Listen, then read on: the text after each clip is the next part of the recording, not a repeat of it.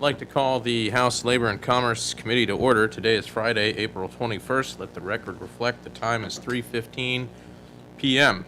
Today we have present Representative Sadler, Representative Prox, and myself, Vice Chair Ruffridge.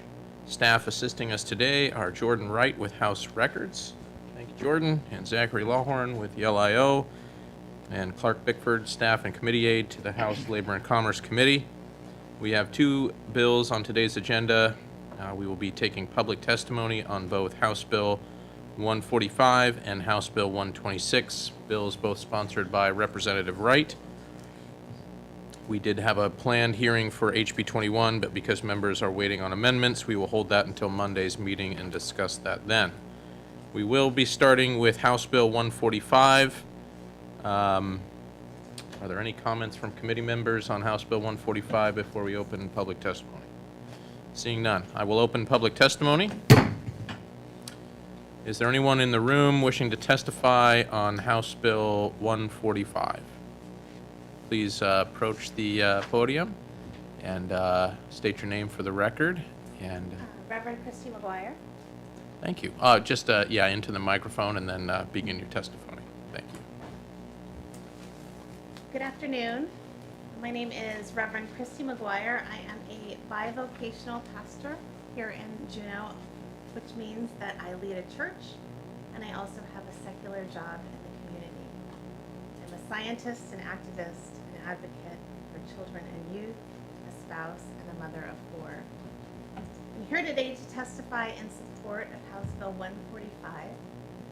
This year, I participated on behalf of the mutual aid network of Anchorage to pay down and in some cases pay off payday loans for our neighbors in community.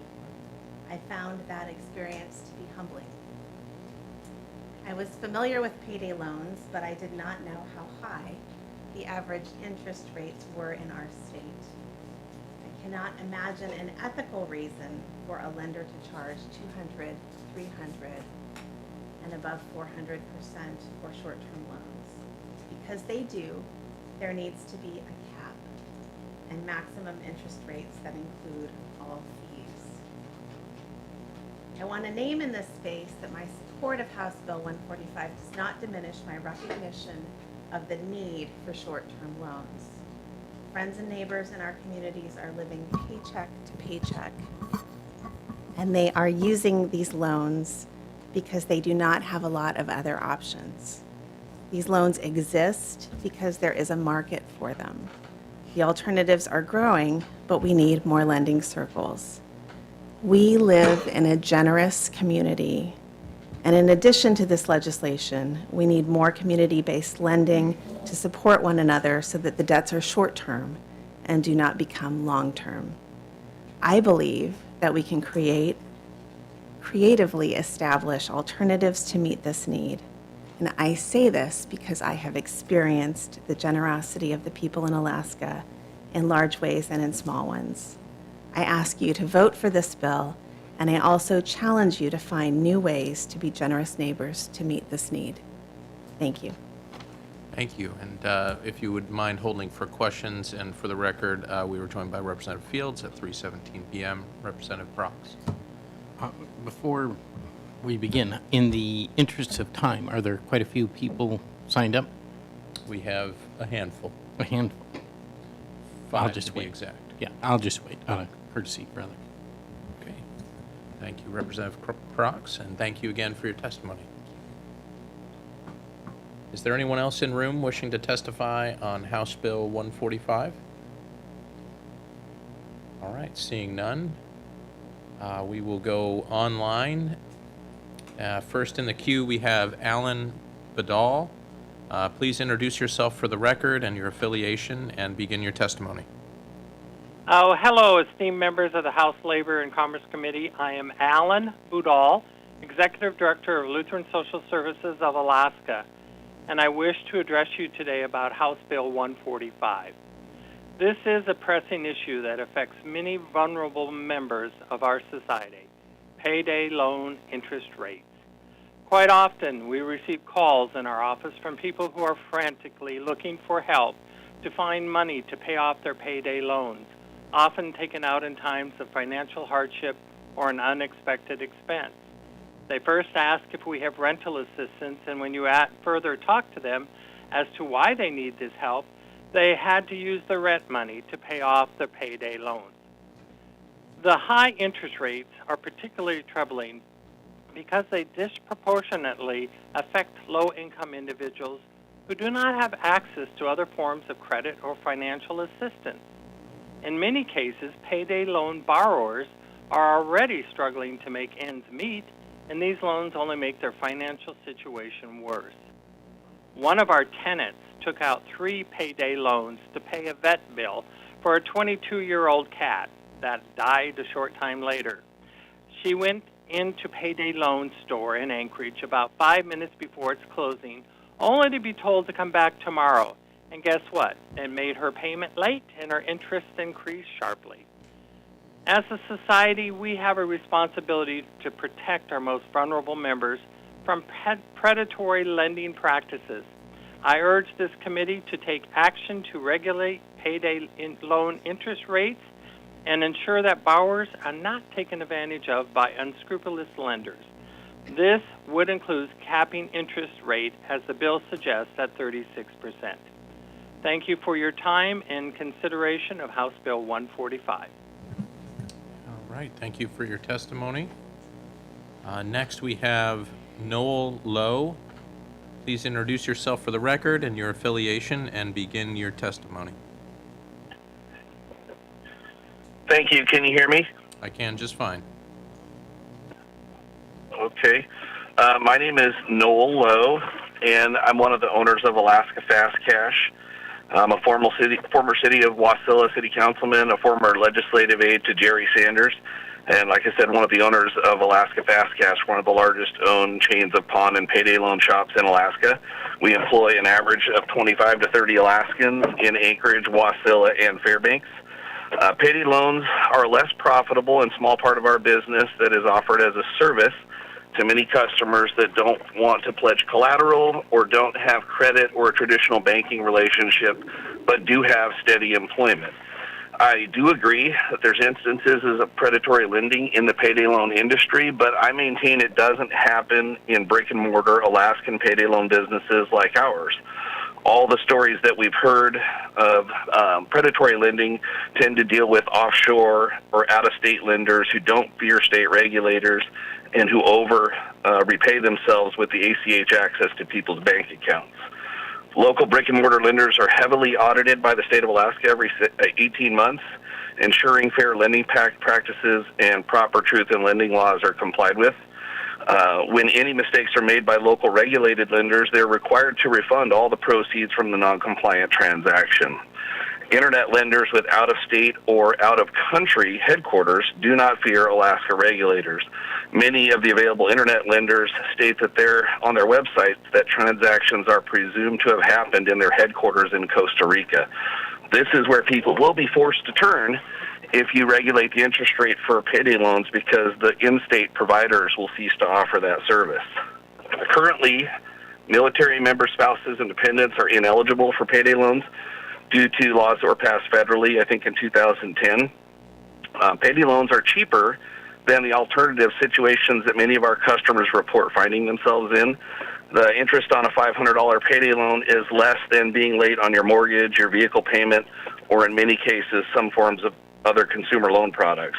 When customers can't repay a payday loan, it's important to know that they are required, if they got the loan at a regulated local brick-and-mortar lender, to be offered a 6-month interest-free repayment plan where no additional interest can accrue on the loan. To pass this law would force borrowers out of the light where they're protected by federal and state regulators with a 6-month free repayment plan, and into the dark where scam internet lenders pick them off and sometimes empty their already struggling bank accounts. I would urge you not to pass this law because it will take this product away from people in Alaska that need it. Thank you for your time. Your testimony. If you would hold for questions, please. Representative Prox. Representative Fields, if you'd like to go first. Sure, doesn't matter. Thanks, Mr. Chairman. Through the chair, I don't remember the testifier's name, but you mentioned that payday loans are a small percentage of your business. Like, what percentage of revenue do payday loans represent? It's probably 10%. Okay.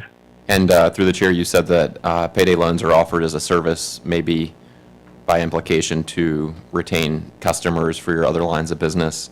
So if it's a service, why would a 36% annual interest rate be a problem? It seems like a very generous interest rate to me. It might be a generous interest rate when you think of a traditional loan where the loan is secured with collateral. A payday loan is a high-interest loan because of the fact that it's a high-risk loan and because more than 25% of the payday loan borrowers default on their loan. And at 36% interest, what you would see is all of the local payday loan lenders exiting that business. It would never, you would basically be losing money to continue to provide that service. And that's what you guys are going to do. You're going to run this product off the market and take it away from people that need it, and for the most part, utilize it responsibly. There are certainly instances of irresponsible use, but for the most part, our customers utilize it responsibly. Through the chair, I guess I'm a little confused because you previously said that your customers are people with a steady paycheck who lack a traditional banking relationship. So if they have a steady paycheck, how are they defaulting at such a high rate? If that's your target for payday loans. We target people that can repay us. You know, it's our goal to be able to have people repay their loans and not to be in default. So we make, you know, the state of Alaska has income guidelines that you have to publish on the wall in your business stating the income levels that you'd have to qualify for a loan. Why people default on the loans is probably an individual, you know, as individual as the people that are applying for the loans. So I couldn't tell you. There isn't a consistent reason why people default. But the payday loan lender is holding nothing more than a check that would not be good at the time when the loan was written as collateral for the note. So when the default occurs, there is no way to recover the funds other than to file a small claims lawsuit. Okay. That's the reason for the high interest rate on the loans, is because of the high risk. And through the chair, just one more follow-up. My understanding is that other states actually have passed laws like this, and brick-and-mortar payday lenders continue to operate. So I guess I would be interested in seeing how they could operate in those other states, but would be unable to operate here. And I don't know if the testifier has any insight about that. I would expect that you would find that to be rare. Because of the high-risk nature of the lending that we're doing, I think you would find it to be rare that traditional payday loan lenders continue to offer that product after a regulatory change like this. Okay. I guess I would just note the testifier previously said such loans would go away. Thank you, Mr. Chairman. Representative Props. Yes, thank you. Through the chair. I'm sorry, I didn't catch the testifier's name. Mr. Lowe. Pardon? Mr. Lowe. Mr. Lowe. Do you publish your interest rate? Because there seems, it's unclear to me. There's some claims that these businesses are charging 400% and above interest, as opposed to other banks will charge, well, not on the same loan, but on a home loan or car loan or whatever, they'll offer a lower interest rate and then higher processing fees. And I'm not sure if we're comparing apples to apples, but do you have a processing charge and an interest rate, or is there just an interest rate charged? Well, thank you very much for the question. Payday loan is a 14-day loan, so it's a very short-term loan. The loan is for, $100, $200, $300, $400, or a max of $500. The state of Alaska allows payday loan lenders to charge a 15% interest rate plus a $5 fee for the 14-day term of the payday loan, and that's the entire payday loan process. So, to my knowledge, banks are not offering a product where you can walk into a bank and borrow $100 with no collateral, nothing but your signature and a check that is currently not good. And so what will happen is people will go to internet payday loan lenders, and there is a tremendous, I think, risk to the borrowers when they're borrowing from people on the internet, oftentimes who are offshore. Okay. And so this 14-day loan, assuming that it's used correctly, is kind of comparable if you write a bad check to a business. And in fact, many businesses are not taking checks at all. But if you write a bad check, there's like a $25 processing fee. The business will charge you $25 for essentially the loan they made you because you wrote them a bad check. And similarly, if you have an overdraft protection on your checking account, the bank charges, I think it is a $5, or excuse me, a $25 fee.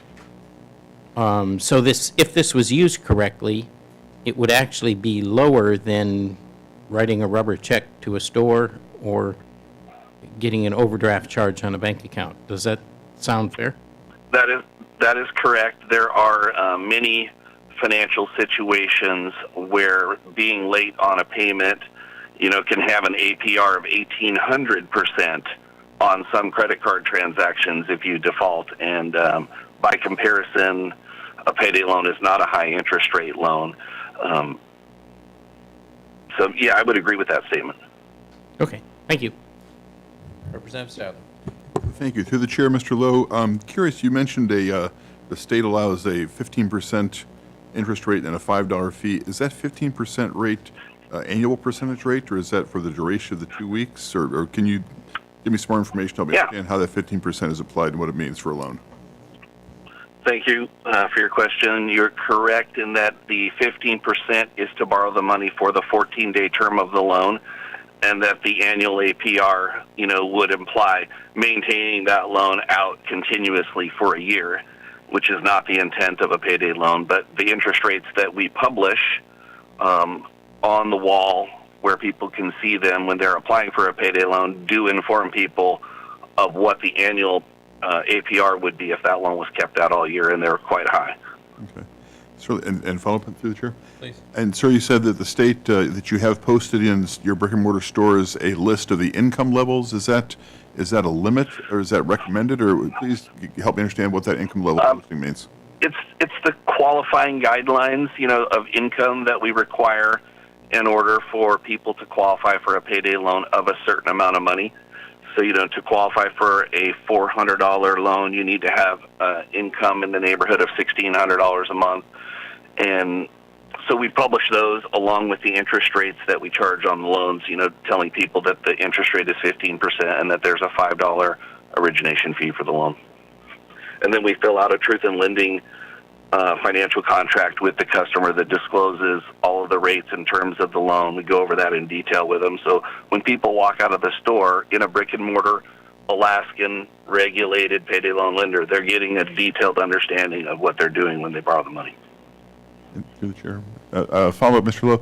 I'm looking at an image here of it looks like a check cash and deferred deposit rate chart, and I see annual percentage rates of between 194 and 243% annual percentage rates per year.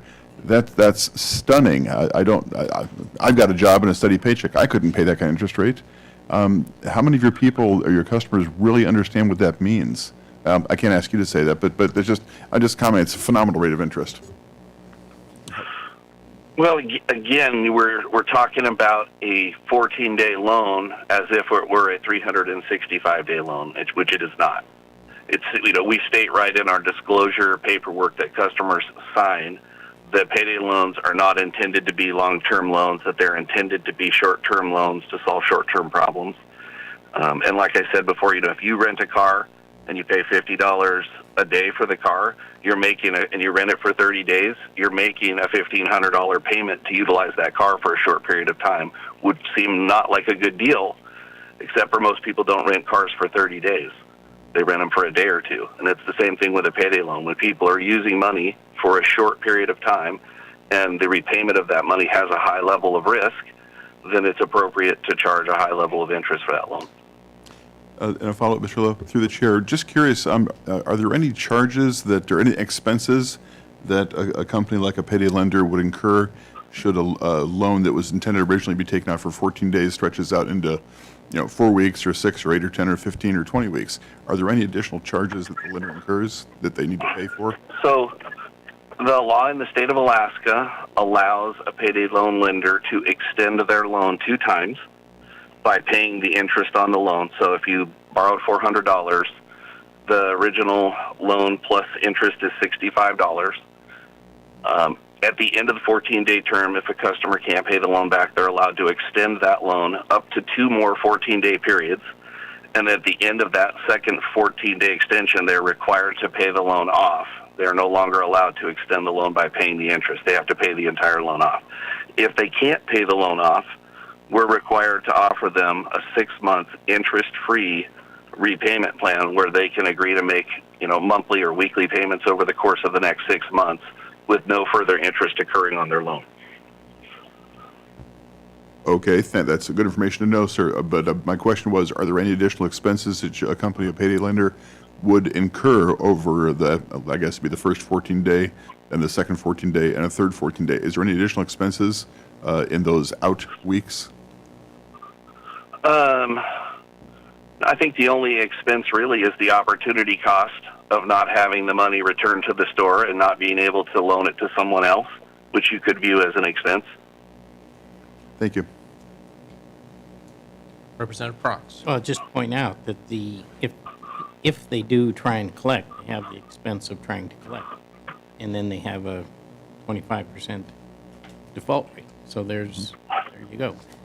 And if you take, contrary to this chart, apparently, if they can extend the loan for 2 times and then wait 6 months before they collect, that reduces the actual interest charge considerably below what's advertised. That is true. Thank you. Through the chair, Mr. Lowe, how many of your payday loan clients avail themselves of that 6-month interest-free provision, percentage-wise, I guess? I would say it almost differs seasonally. That'd be a difficult question for me to answer. I'd be happy to get more information to any of the members of the committee that would like me to. But it differs seasonally. I think some of our folks use payday loans at different times of the year. And I don't know the answer exactly to that question. Well, through the chair, just even a blunt measurement would be helpful. Is it more than half or less than half? Less than half. I'd say quite a bit less than half availed themselves of the 6-month payment plan. I think more of them simply just pay the loan off. Okay. Only 25% of the initial payday loan borrowers typically default on a loan.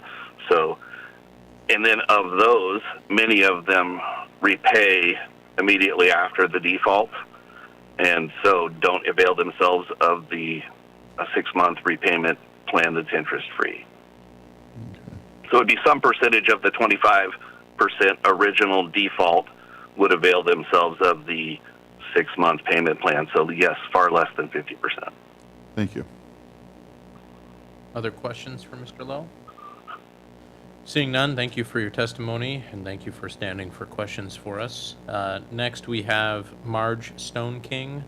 Please introduce yourself for the record, your affiliation, and you have time to begin your testimony.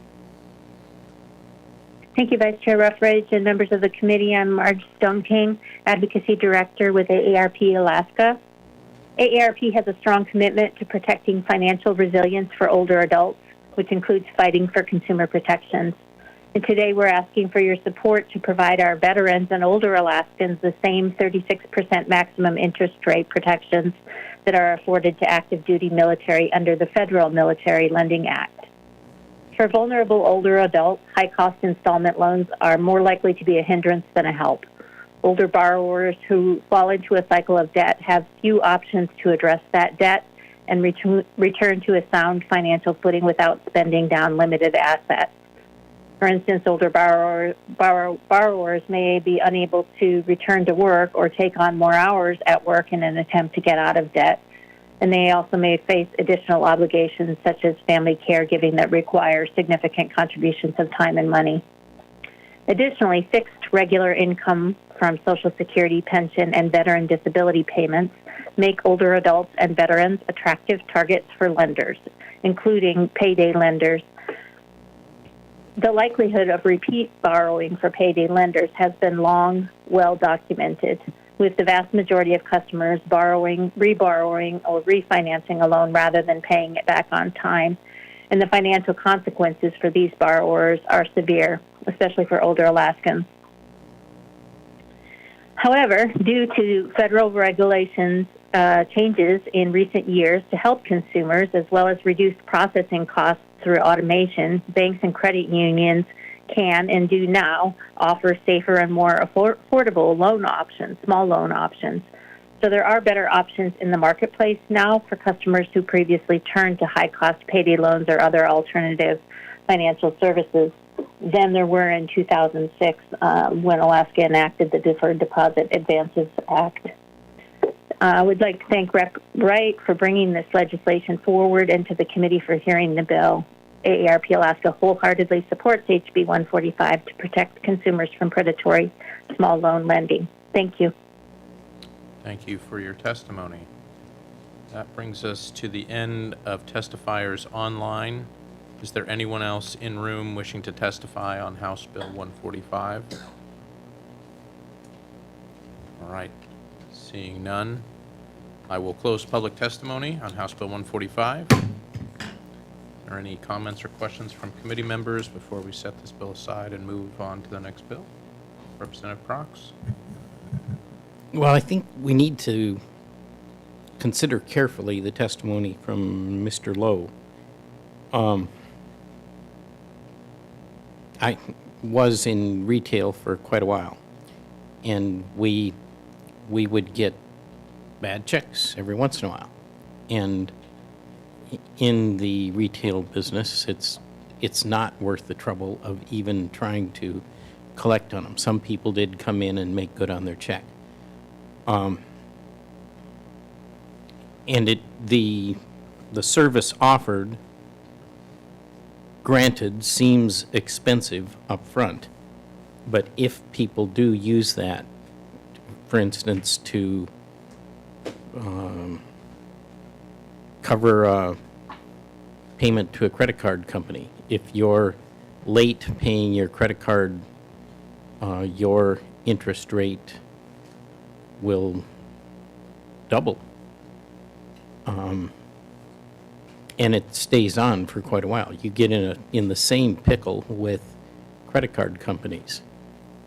If you make a late payment to a bank, your credit history is affected for 7 years. And so it it might be a very good deal for people to go down to a payday lender that has no underwriting requirements. They don't have to do a credit check or whatever. You can just get the loan. And if you pay that off, then in the 2 weeks allotted, granted that's $20 on a $100 loan, but it can be relatively inexpensive compared to the alternative. So we haven't thought about the potential adverse consequences of this, and we're assuming a lot that we really don't know about. And then, if we're going to protect consumers this way, then we should put a advertisement that they require on cigarette packs that spending money on getting a new iPhone every year has long-term financial consequences. And I don't think we want to go that far. But if we're going to go down that track, we have to put much more regulation on people that just don't want to assume responsibility for their own life. So I don't think it's going to work.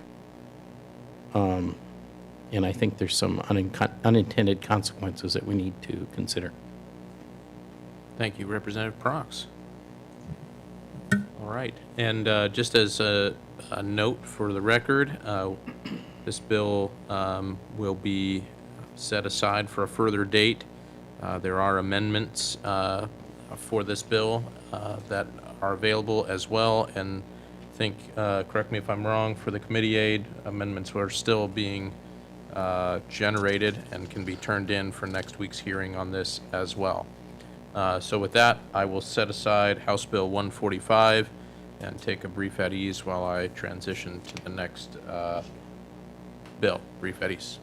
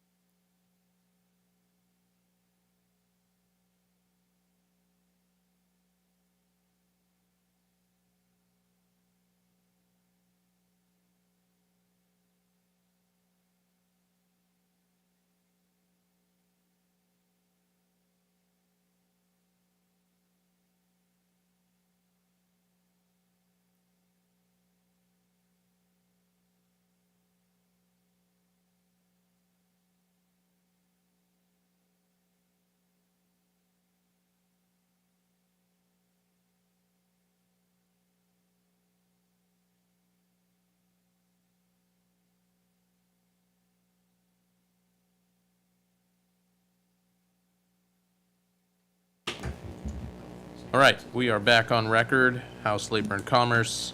We're moving on to House Bill 126, which is the act relating to the Board of Professional Counselors, relating to licensing of associate counselors, also by Representative Wright. And our committee will be opening public testimony on this. Before we do that, is there any comments from committee members? Seeing none, I will open public testimony on HB 126.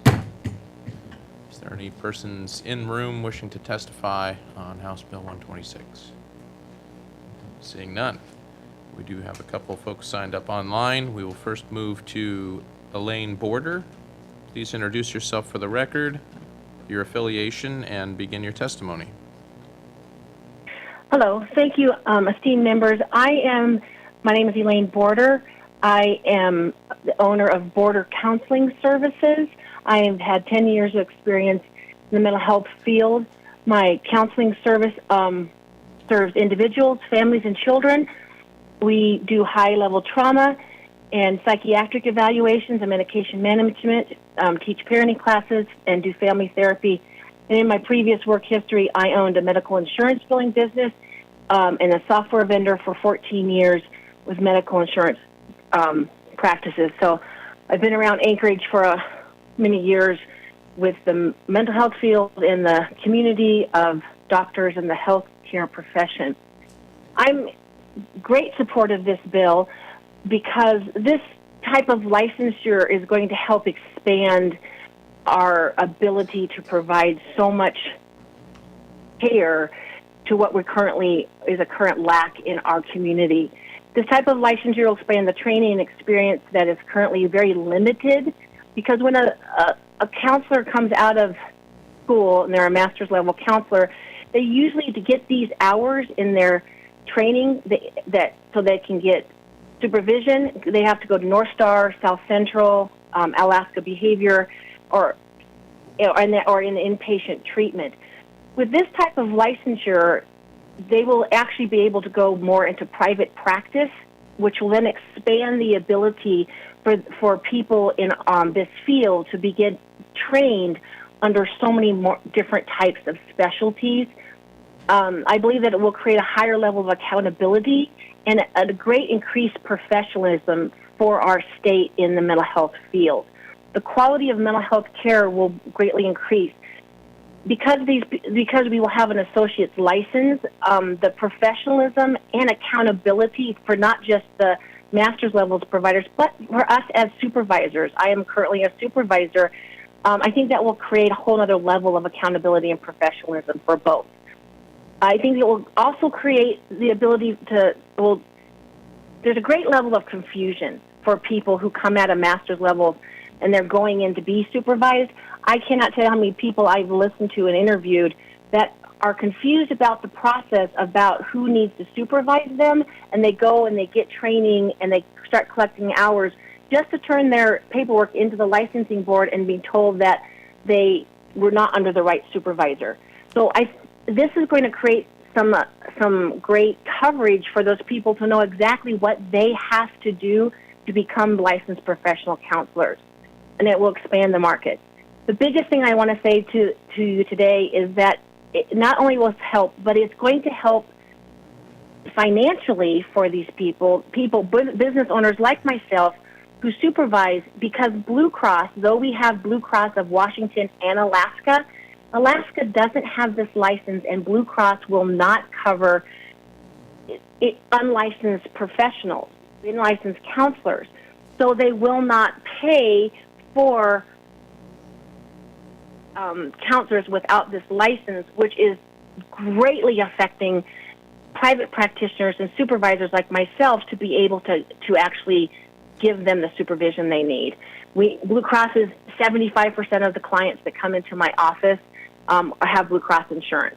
And because of the Blue Cross and other insurance, not just Blue Cross, but there are other smaller insurance companies that will not cover services for unlicensed mental health professionals, and rightly so. So we need this license to help expand mental health care and provisions and training in our state. Right now, there's a waiting list, and for anybody who's trying to get into a counselor, and I think this is going to really help decrease those lists. Thank you for your time. Yes, and thank you for your testimony. If you would hold for a question, please, Representative Sadler. Thank you, Mr. Chairman. Ms. Border, Dr. Border, or Ms. Border, curious. Just Ms. Border. Just Ms. Thank you. I want to be respectful. And mistakes or malpractice by a surgeon can have dramatic and very visible effects. I'm not sure what's the risk of a mistake by an associate counselor who might be trained and certified at a lower level than a full professional counselor. What's the risk to the patient of someone getting services from someone who is not as qualified or well trained? Well, in this licensure, they have to be supervised. As an associate, they have to be supervised. That is part of this licensure. So they will be under supervision. And the risk is, there's risk of hurting somebody. There's not a guarantee in mental health practices, right? But if they don't know what they're doing, and I would say the highest risk is not diagnosing them correctly. So if they're schizophrenic or they are paranoid delusional, or they don't have the training, I think the highest risk in your question is suicide ideation and not being able to actually know what they should be doing if somebody is suicidal or homicidal. It could go either way. That's why they have the supervision. They can't be getting those hours unless they're being supervised. And this license will actually ensure that they are getting supervision with that. Does that answer your question? It does. And through the chair, I appreciate, Ms. Border, I appreciate your candor. I'm not trying to make any point, I'm just ask the question. And if I could follow up? Please. Yeah. On the first page of the bill, Ms. Border, through the chair, I do see the list of different practitioners and professionals that are referred, just basically says thou shalt use a letter designating your professional. I see many dietitian, therapist, osteopath, chiropractor, behavioral analyst, and none of them have the appendage associate.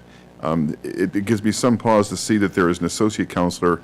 I wonder, should we expect that we'll see associate massage therapists, associate marital therapists, associate direct entry midwives? I don't know if we might be opening the door to a dilution of the quality of training and certification. I think it's, well, if you look across the other states, most other states, and I won't want to quote, but I won't. How many? But I would say half. It's not more. I think the next person's going to testify. I think she might have these numbers, but most other states already have this license. Alaska's. Can I be candid and say that Alaska is missing something here? This is something that even Blue Cross in Washington. I went through trying to figure out why Blue Cross wasn't going to be paying me for some of my assistants, my master's level counselors, and before they got licensed, and because on their website it says they will, but it's because Washington has this association, but Alaska doesn't. And per our contract with Blue Cross and most in-network provider contracts, it says everybody has to be licensed. So it's not something that is not already established through many other states. Thank you.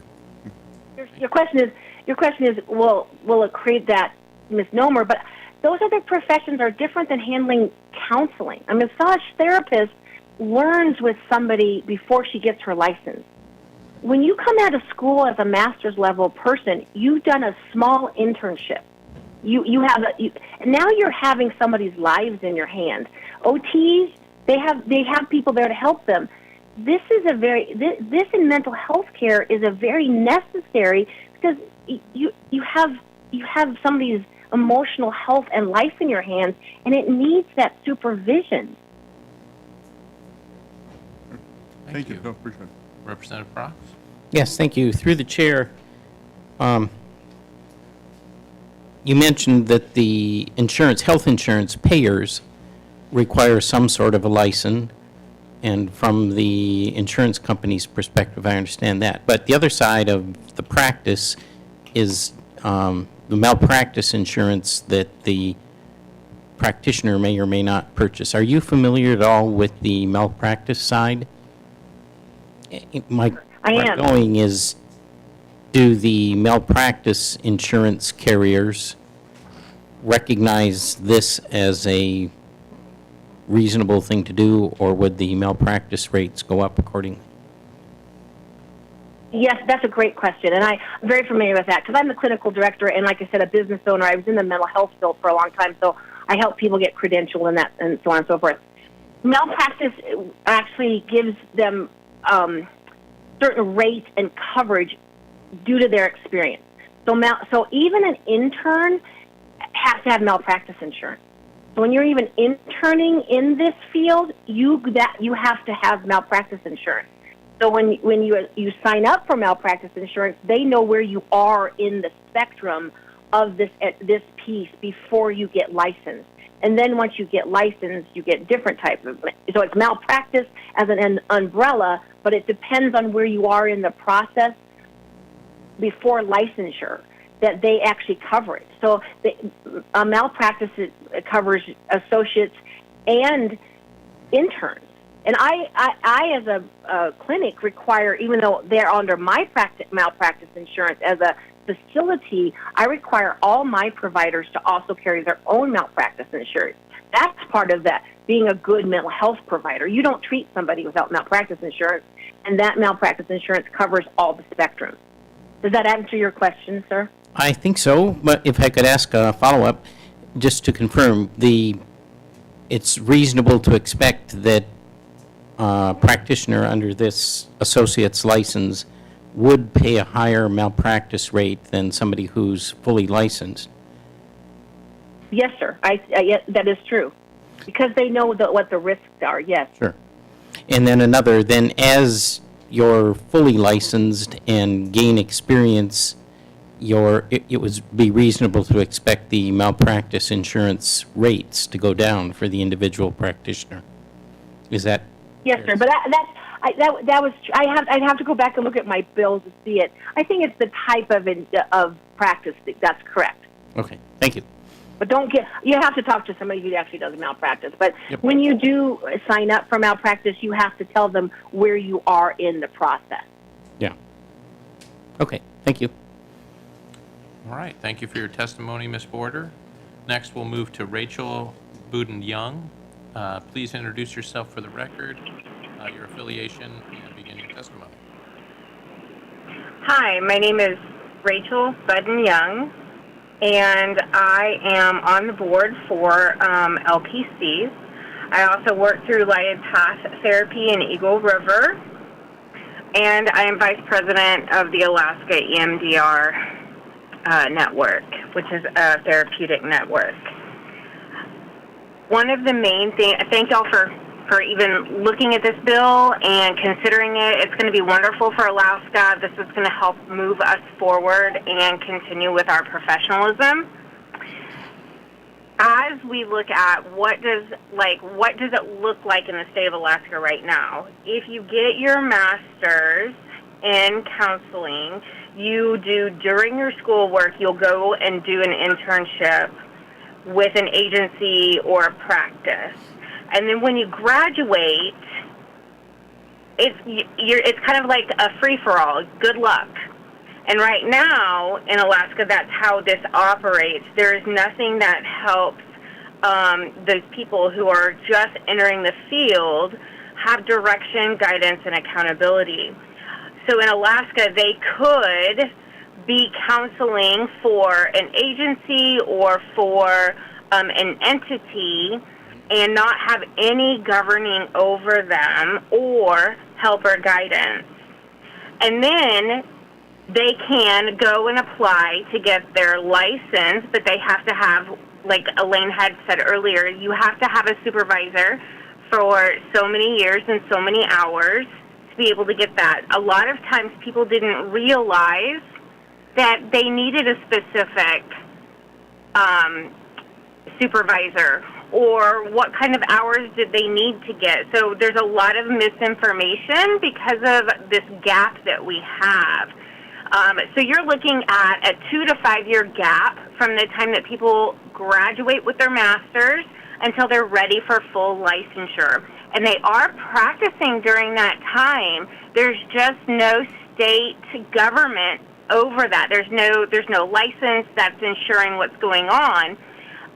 So that is what this associate license is for. It's to come in and fill that gap. It's to help provide guidance, support for both our supervisors and those who are getting the experience. So while they're having this associate license, it's kind of like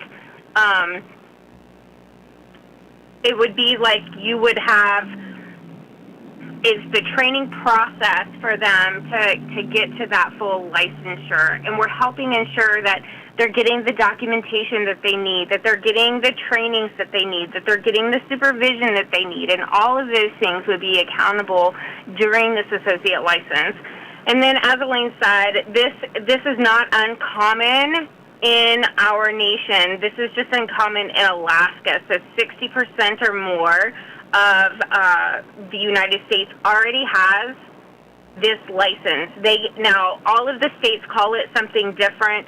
The majority, the name that is most often used is an associate counselor, so that's why we have chosen that name for Alaska, because we wanted it to be something that was recognizable. It also is going to help people who are coming from other states, whether that's military or whoever is moving into our area. It's going to help us recognize the education and experience that they're already coming with so that we can help move them into these positions faster.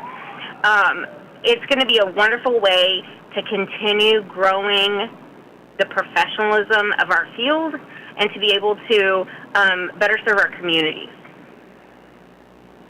All right, thank you for your testimony. If you mind taking a question, we have a question from Representative Props. Sure. Okay, thank you. Through the chair, did I understand correctly? It seems that the licensing practice in Alaska today is that somebody gets their master's degree, they go to work for probably a government agency. I would guess they're supervised, but then they can use the hours that they accumulate working through the government agency towards their full license. Am I understanding that correctly? Okay, so it's a great question. In the state of Alaska, if you have finished your master's and you're going to start working towards the hours for your licensure, you have to have a supervisor that is qualified and approved by the state board. And so that means that it's not just any supervisor can sign off on these. They do have to be an authorized supervisor for the state of Alaska. And that's true. It doesn't have to be somebody in an agency. Right now, the way it's put, somebody could go and open up a practice in the field, open up their own place, and if they have a supervisor that's willing to sign off on it, it wouldn't be ethical, but there's no guidelines to govern that right now. And so within this new associate license, it's able to ensure that and hold accountable those people who are working on those hours so that they are under the supervision that they need, that they are in places that are going to help them have that override and that over-supervision so that there would be less malpractice out there. And so that would actually help all the way around, give better care to our community. Follow-up? Thank you. That helps. So is the issue, if someone is in a working in a private agency towards their full license, the issue is that private insurance policies don't pay for that service. If I went in to pay cash, the person could provide that counseling to me if I had the cash to pay for it. Is that correct? Yes, that is correct. And then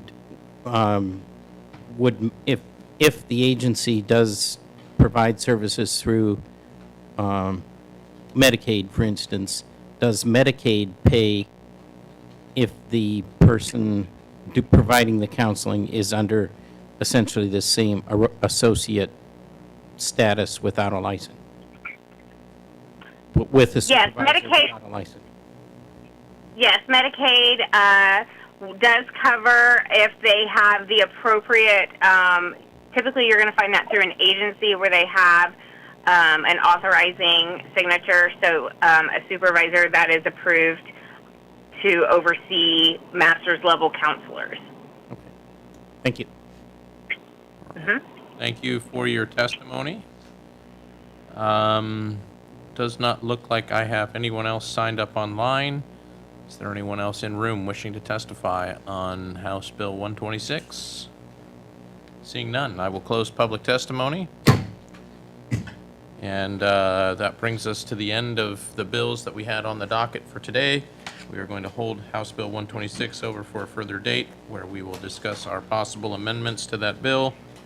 That does conclude our business for today, and with no other business before the committee, we will adjourn. Let the record reflect the time is 4:10 p.m., and we will be adjourned until 3:15 on Monday, April 23rd. Adjourn.